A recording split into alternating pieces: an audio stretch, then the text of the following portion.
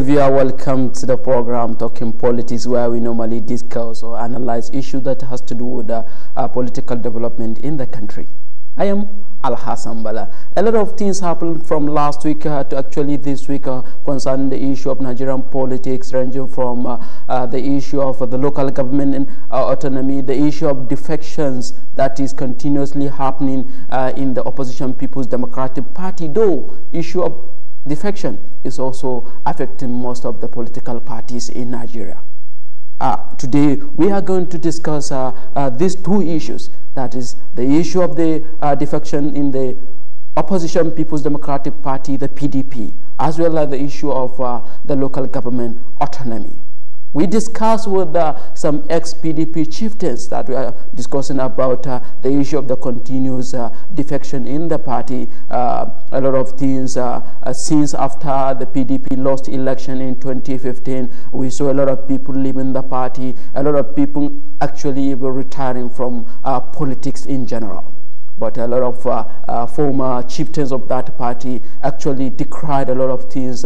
More especially, they blame the issue of impunity to what is happening in the PDP. Although the party is actually rejecting that, denying, saying that the issue of impunity is not in the party. The party didn't belong to anyone else. The party belonged to all the members, or even all the Nigerians. Well, let's look at this interview with a former chieftain of the party, that is Shehu Gaban, who actually who recently defected to the SDP together with Professor Tunde Adenorin, Jerry Ghana, and a lot of other founding members of the opposition PDP. From late last week, that is around Saturday, Sunday, there was a report coming that some leaders of the party who believed to have been some of them founders or among the founders of the party have defected to another political party. What is your take on that? It's normal. It's a democratic process, and once people are disenchanted with certain behaviors in the political environment, they have a right to move to where they think the right thing will be done. Respect for do's and don'ts of the party will be done. People, sense of belonging, sense of participation and decency will be protected. A common vision will be articulated together for the common interest of everybody. So naturally, the infractions that happen in PDP, speak doom ahead, and that's what is coming out now. Okay, do you think this defection will affect the party? It has affected the party already. There's no two ways about it. It has affected the party already. All of us that left the party, we are founders of the party. We contributed immensely to the development of the party. We are not a liability to the party, rather like the party is a liability to us. We use what we have. Even before we lost the election, after we lost the election, we imputed all that we have to defend, protect the integrity of PDP. But it failed. Virtually all what we experienced after losing power, reason why we lost power, were not respected. All the committees were constituted to go around the 6 geopolitical zones to identify why we lost elections, were thrown to the dustbin. Every attempt to make a reform was impossible. We are not living in a primitive era. We live in a society that is progressive by nature. And the founders of the PDP are progressive. They lay a template for national development, national restructuring, and national integration. So there is none. PDP have turned to a regional party, being championed by few people. Perhaps those who decide the fate of virtually all PDP members are not more than two or three people. So there's no way the party can function like that. You call it a regional party, but the party believed to say that the presidential candidate is coming from the northern part of the country. The chairmanship is in the south side. But even the ones that have no offices would feel presidential candidate. That is not the issue. The issue is that for a party that has been part of the process of restoration of democracy, bolted out of military regime, formed a movement, led to the formation of the party, ruled a country for 16 years, refused to learn its lessons, refused to be remorseful where they made mistake, refused to admit process of reform. It's not prepared for leadership. And that's what we've been saying. And we have said it severally that there will be consequences. Several efforts have been made in the past, not just now, to reform the party. It was resisted. PDP wasn't formed by people who are rigid. It was formed by people who are flexible in thinking, in attitude, and in operations. And there's none of such qualities right now in the PDP. Do you think those that defected can come back if given assurance of reform in the party? I don't know how the assurance will come. The timing is bad. We have given sufficient time. We have explained. We have talked. Reform, adjust. There was no such attempt. And every individual is driven by the zeal, you know, to push for changes, for progress, for unity, for security of the system. And when you have a system that is rigid, being coerced and interlocked by few people, you should be assured that it's dead on arrival. So we adopted SDP because it's a party that you can remodel. It's a party that has been so far the best in the history of Nigeria. It's a party that has produced a president and a vice president of the same religion. The dichotomy wasn't there because their policy then was excellent. Two-party system was excellent. So the same process that led to people abandoning it because things and situation have changed created that situation, but they remain. If you could remember, it's SDP and NRC. Nobody's talking about NRC now, but SDP remain.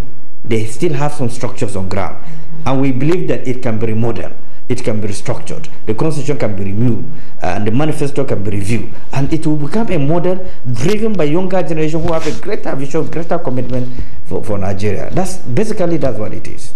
Okay, now what do you think, you know, in the political atmosphere in Nigeria, more especially concerned opposition parties, what do you think should be done to ensure that there is more pressure on the government in terms of a lot of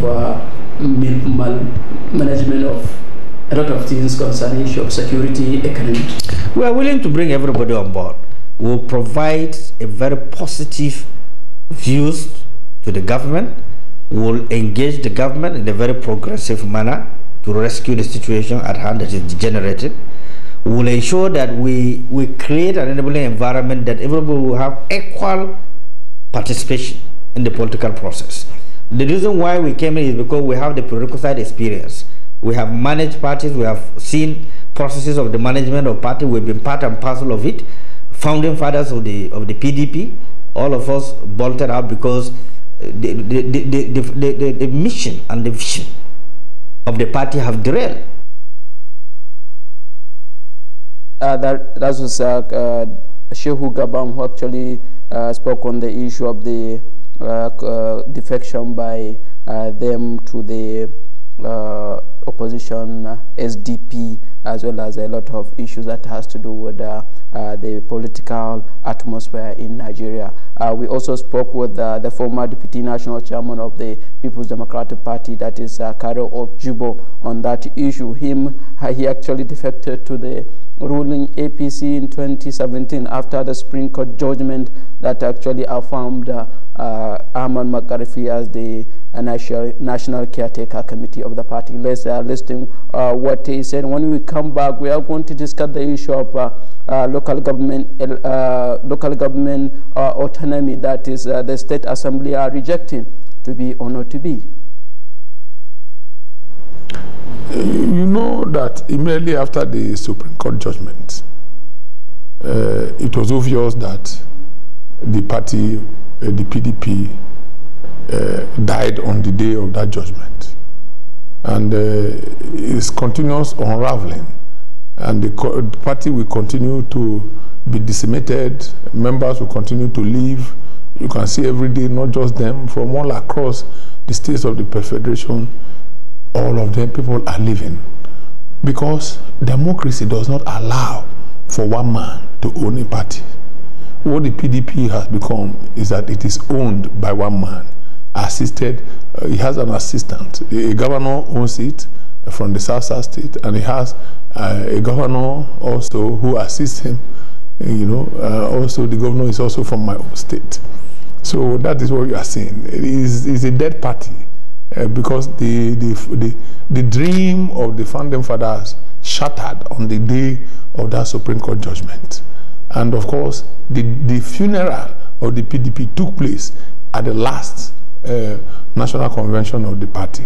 So what you are going to see from now onwards is a carcass. I'm not a party. It's going to, at best, it's going to be like the former AD in the Southwest. That is the PDP you are going to see.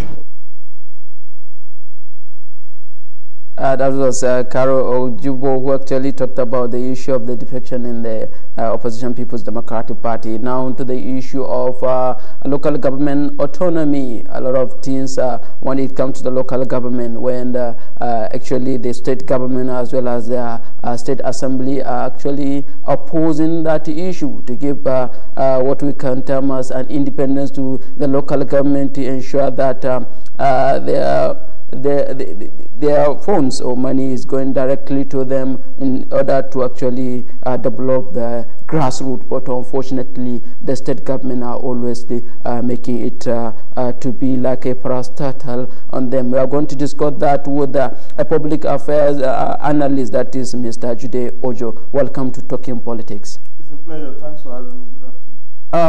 Firstly, being a public commentator who actually speaking on a lot of issues that has to do with national development as well as national issue ranging from politics, corruption, as well as any other issue. What do you see about this issue of the rejection of local government autonomy by state government or state assemblies? I saw it coming. I envisaged that was going to happen. Why did I say so? First and foremost, you recall that local government funds has become the only pot that the state governors are using. They are using the resources of the local government, spending their money on their behalf. Actually, what we learned obtains in many of these local governments is that the governor, because of the joint states local government account, the governor just deducts the salary and pay it into the workers, and whatever is left of that is spent on behalf of the local government. But even where you have few states that are giving 100% of local government funds to them, you also find out that issue of local government autonomy did not generate the needed consensus among the workers in local government. How did I mean? You recall that for many months ahead, particularly the moment the National Assembly passed that bill, before the consequential amendments to that was sought from the 36 states state house of assemblies, many of the teachers were protesting openly that they don't want to be under local government.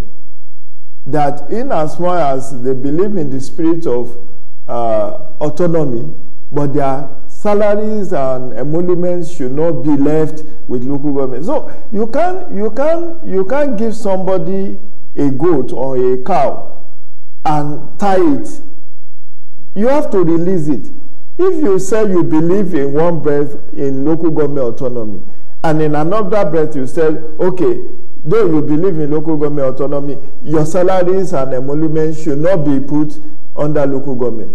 That's contradictory. And I've taken a position then that, look, it's either you have a total autonomy or you don't have it at all.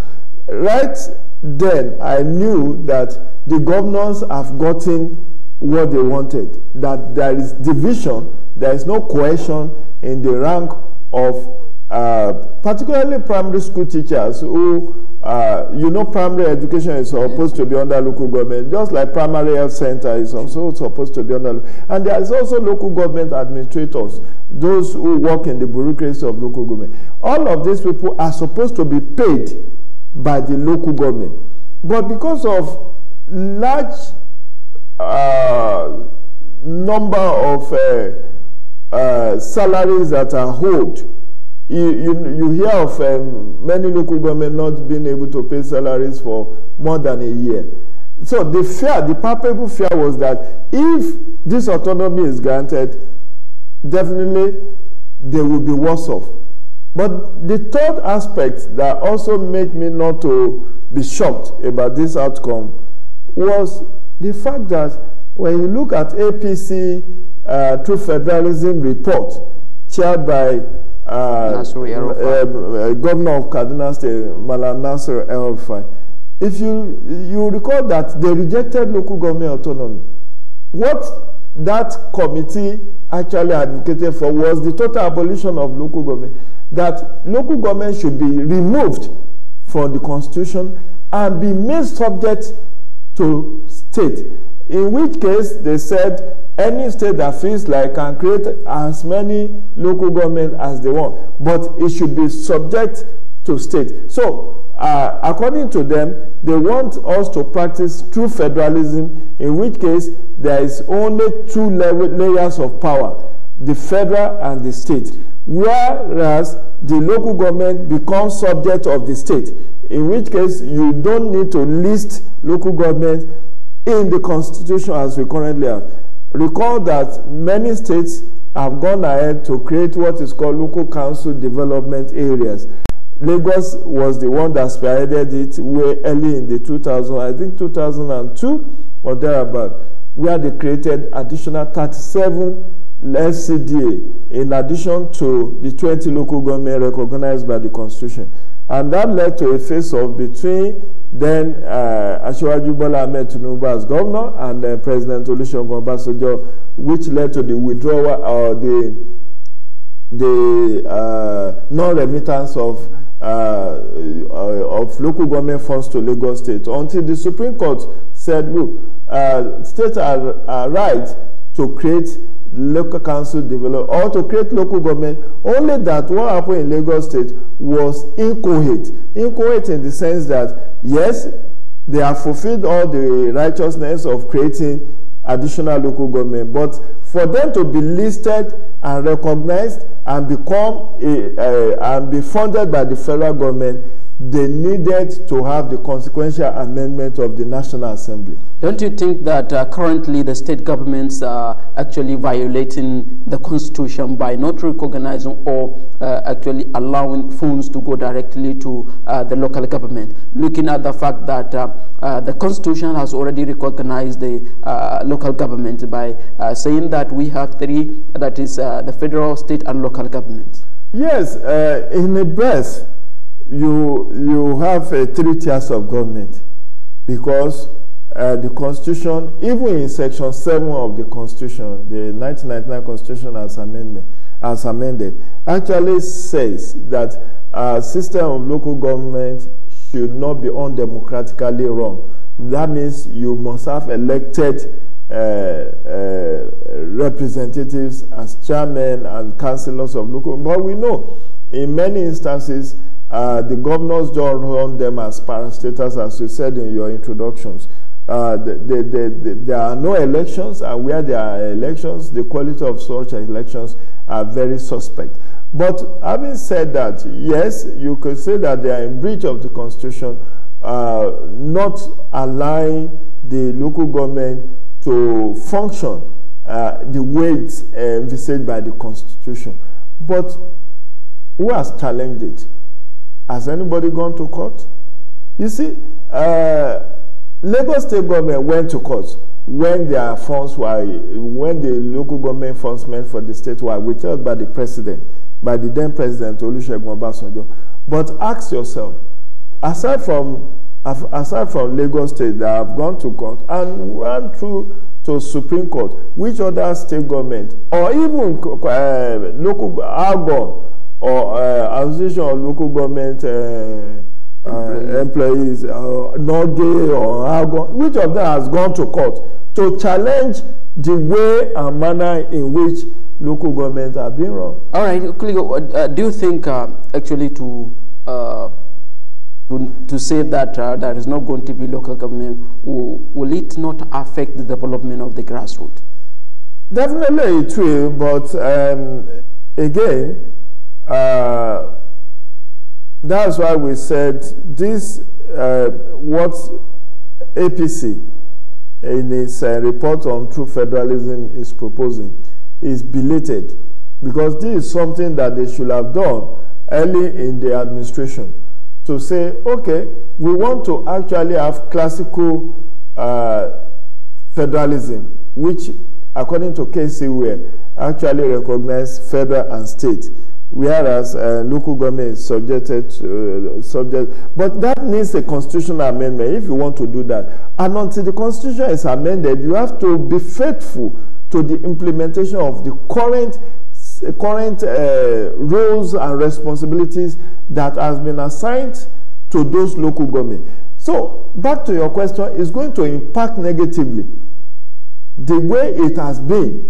By that rejection of local government autonomy, we will continue to have this scenario that is currently playing out, where salaries are not paid, where states are usurping the roles of local government. You know, when you say council is supposed to be the parliamentary arm of the local government. They are supposed to even have a budget. They are supposed to, the council should have a speaker and deputy, just like it's happened in National Assembly or State Assembly. But who do you know in your own local government? Do you have a speaker of the council? They just exist. In fact, in my home state of Osun, when they had their local government election late last year, or was it early this year, what they said was that they are not even going to practice presidentialism in that local government, that they are going to go parliamentary, in which case they didn't even elect anybody as chairperson. They said the chairman will be elected among the councillors that have been made. So you have a variation. Meanwhile, what the constitution will, what an autonomy will have done is to standardize. One, standardize the number of years a local government will exist. Recall that in Nasarawa State, when they had the fracas at the State House of Assembly in Nasarawa, it was over local government issue. When some people were appointed as sole administrators and for 1 year, and they want to have a yearly election into local government. Meanwhile, if we have allowed this constitutional amendment, we will have had 3 years standard for all the 774 local government. All right, thank you very much, Mr. Jide Ojo, for discussing the issue of the local government autonomy. That's much we have for today because of time. Until next week, when we shall come and be discussing a lot of things that has to do with the political development in the country. My guest has been a